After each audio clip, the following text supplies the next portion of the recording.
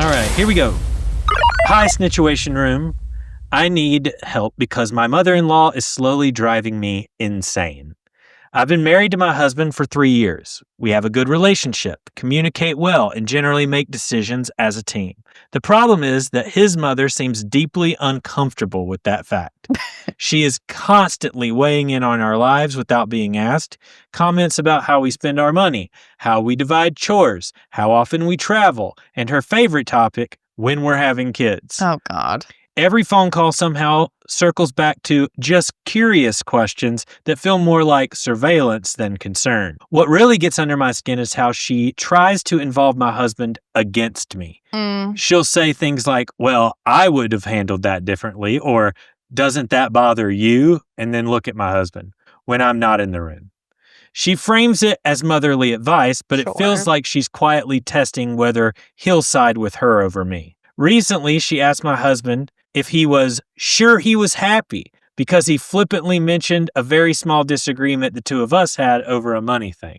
That comment alone sent me into a spiral.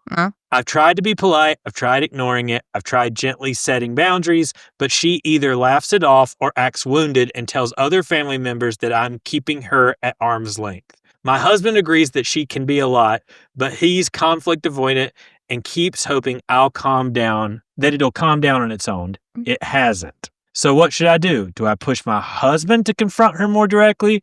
Do I set firmer boundaries myself and risk being painted as the villain? Or do I accept this as part of marrying into this family? Because right now, it feels less like advice and more like a power struggle. Can you help me? It's a power struggle.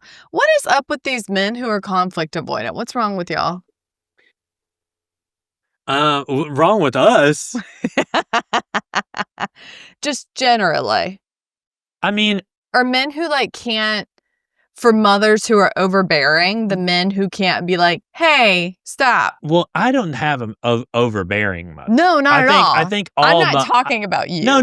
I think all mothers push boundaries, though. Yeah. And I think all mothers tend to have some sort of little bit of a power struggle. Mm-hmm. I think that's mothers and father. I think there's I'll change that up. I'll say that often family, period, will push on the boundaries of your relationship naturally to kind of see what you're made out of. Sure. And I think that you got to set them and you got to set them clear. Yeah. And obviously they're not set clear here, even though you've tried. It comes down to a very firm discussion now, I feel like. I mean, and honestly, it is the husband's. Yeah. It's his responsibility.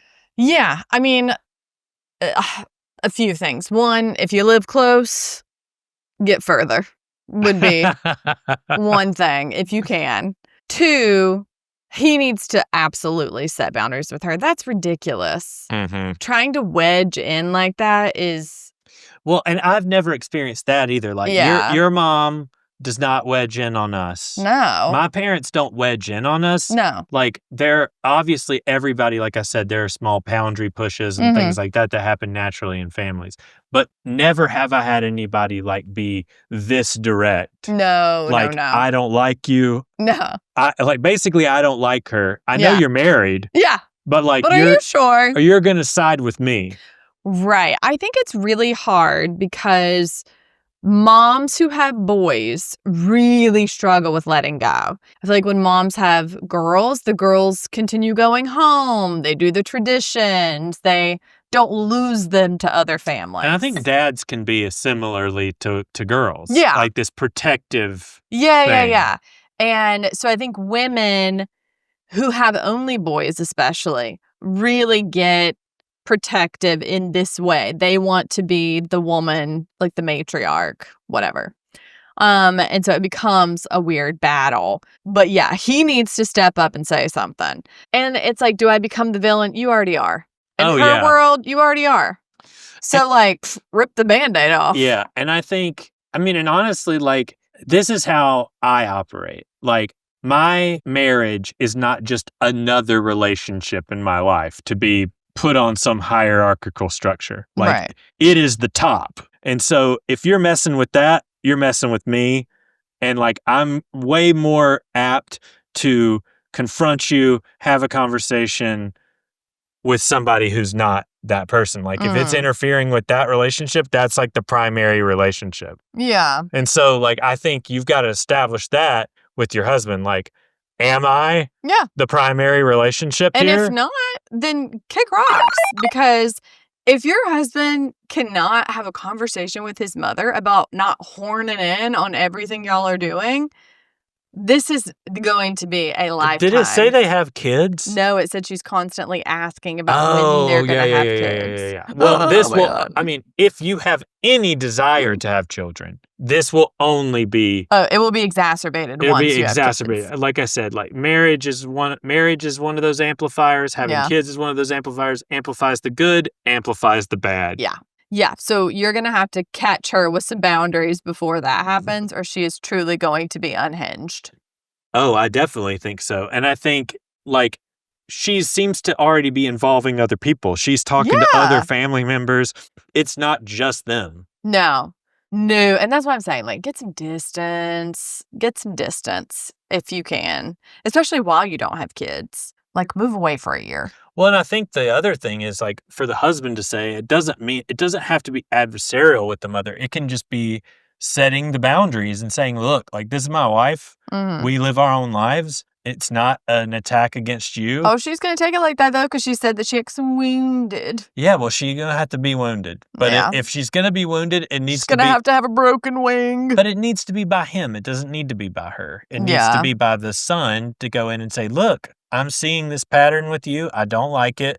And I'm married to this woman. And she ain't going anywhere. The question is, does he have the sauce? Or does he feel that way? I mean, I think, like, the first question's with this husband. Yeah. Like, why are you hesitant? And why are you talking to mommy about the money problems? Oh, my God, yeah.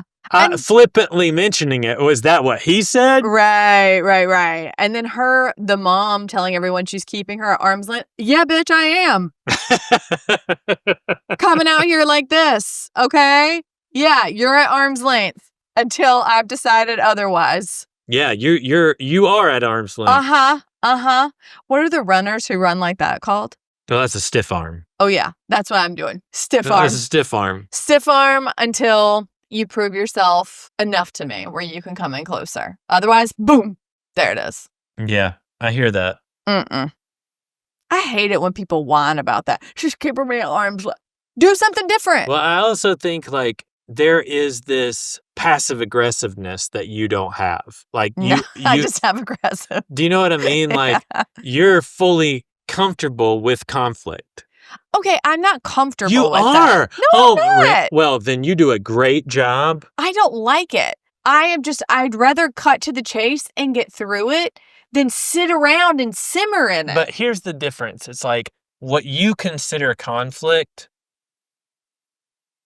I think goes a step beyond what most people consider conflict. Like, most people consider, like, a disagreement of any kind. Like, that's conflict. Crazy. Do you know what I'm saying? Like, but you that's should really be able to be like, you think this and I think that, and they're different, and that's okay. But as I experience other people and their families, this is how I see it. Like, it's not, most people do not have the ability to have, like, an open dialogue with their family and their, like, do you know what I'm saying? Like, there are family structures that are in place, and you're pushing up against that. It's more than just, like, in a friend group or in any of these other things where boundary setting, I feel like, is a little easier. Yeah. Like, with family, there are, like, ingrained structures.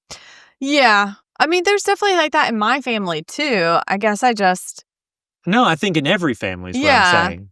But what you're saying that I like conflict. I don't like conflict. I didn't say you liked it. I said you're comfortable with it. I am not comfortable with it. I am just not as uncomfortable with it as other people are. Okay. To be comfortable with it is psychotic. I too am uncomfortable. But like I said, I would rather cut to the chase and get to the other side of it. Whereas other people would rather be like, do, and tiptoe around it. And that I cannot abide. That's way worse to me. Pretending it's not happening, like it's not there, and never getting to the other side of it is so much worse than just being like, hey, can we address this? And moving on. Yeah. I agree. Yeah. So, and people are like, you just love conflict. No, I don't. We can go back to the tape. Yeah. I believe, and if I said something different, I apologize. Okay. But I'm pretty sure I said you are more comfortable with conflict. Maybe you did. What I heard and I did not is- say and maybe I didn't even say you're comfortable with conflict. I think I said more comfortable with conflict. I don't know that that's what you said. What I heard, which may not have been the case, was you like conflict. I don't believe I said that. I may be wrong, and we will check the tape. We'll roll the tape. But You be the judge. I don't like it. It makes my stomach hurt. It makes me uncomfortable too. But I think we're adults. At some point, we have to learn to get through it. I think part of it and part of this conversation is that for me, when I'm uncomfortable with the conflict, and I'm not uncomfortable with all conflict, just some. And if I am uncomfortable with it, there is a physical response. Yeah, you throw up. And an outward... You throw up. An outward explosion. I'm either going to cry, scream, sweat, throw up, like all of those things. You don't show any of those signs. So it's all internal. It is. And so like when you tell me I'm not comfortable with conflict. No, my stomach's hurting, my heart's racing. Even after 16 years of marriage, that shocks me. Yeah. I'm learning something new. No, I don't like it. When people come at me, my hands get clammy, my heart races. That's like people are constantly wanting to debate me. And I'm like... You don't like to debate. Because I don't want to embarrass people. I'm serious. Is that not what happens? Sometimes. Every time, and then what do people always say? Oh, Rachel, that's mean. You went too hard. Oh, Rachel. And I'm like... No, you have been called a fact bully. Yeah, a fact bully. Someone wants to go for my neck about something. I say facts. They tell me, you talk too fast. You say too much at once. You ask me too many questions, and you're a fact bully. And I'm like, well, then don't try to debate me. Well, let me tell you, if you come after Rachel, you better have your Encarta. You better have Encyclopedia Britannica. You better have ChatGPT, Wikipedia. You better have them all open. And you better have read the Times, NPR. You better been on Reuters. I don't do it anymore. Scopes. I don't do it because I know that I look at things differently, and I'm not saying I'm always right, because I'm not. But you also have, like, a photographic memory. Like, honestly. Yeah, like, I can recall things, and I can do it, like, chronologically, and other people, so they'll say something, and I'll start asking questions to, like, pull at a thread, and that really upsets people when they've had, like, some sort of script in their mind. And I don't know what this is, because I will admit that I feel this when arguing with you sometimes. Yeah. That your questions, even though I don't know if it's a tonal thing or what, but it feels like I'm in the precinct and the light is on me.